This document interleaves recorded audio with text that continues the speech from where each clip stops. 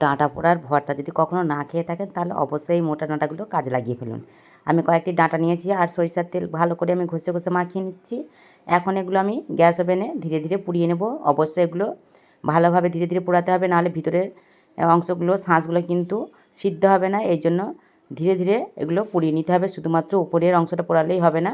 আর দেখুন কত সুন্দরভাবে এটা নরম হয়ে গেছে। একটা চামচের সাহায্যে পুরো শাঁসগুলো আমি এইভাবে চেঁচে চেঁচে নিয়ে নেব। আর সব নেওয়া হয়ে গেছে। এখন গ্যাস ওভেনে আমি কয়েকটি শুকনো লঙ্কা পুড়িয়ে নিচ্ছি। আর তৈরি করে নেবো এই পেঁয়াজটিকেও আমি কেটে নিচ্ছি খোসা ছাড়িয়ে ভালোভাবে, একদম ছোট ছোট পাতলা পাতলা করে এই পেঁয়াজটিকে আমি কেটে নেব। ডাঁটার ভর্তা অসাধারণ লাগে। ডাঁটার সিজনে যদি এই রেসিপিটা না খেয়ে থাকেন তাহলে অনেক মিস করবেন। এই কারণে আমি এই মোটা মোটা ডাঁটাগুলো একটা ভর্তা রেসিপি করছি। ডাঁটার ভর্তা অবশ্যই আপনারাও তৈরি করবেন আর খেয়ে দেখবেন কেমন লাগে। আমি এখন পেঁয়াজটি কুচি কুচি করে কেটে নিয়েছি। লঙ্কাটা শুকনো পোড়ায় যে লঙ্কা এটাও দিয়ে দিয়েছি, 1 চামচ লবণ ব্যবহার করেছি। এখন এটাকে ভালো করে চটকে চটকে আমি মাখিয়ে নেব। আর মাখানো হয়ে গেলে এর মধ্যে দিয়ে দেবো কয়েক ফোঁটা সরিষার তেল। সরিষার তেলটা দেওয়া হয়ে গেলে কিন্তু আমি এই ডাঁটার শাঁসগুলো দিয়ে দেবো আর ভালো করে মাখিয়ে গরম গরম ভাতের সঙ্গে পরিবেশ করবো। আপনারাও করুন, অসাধারণ লাগবে।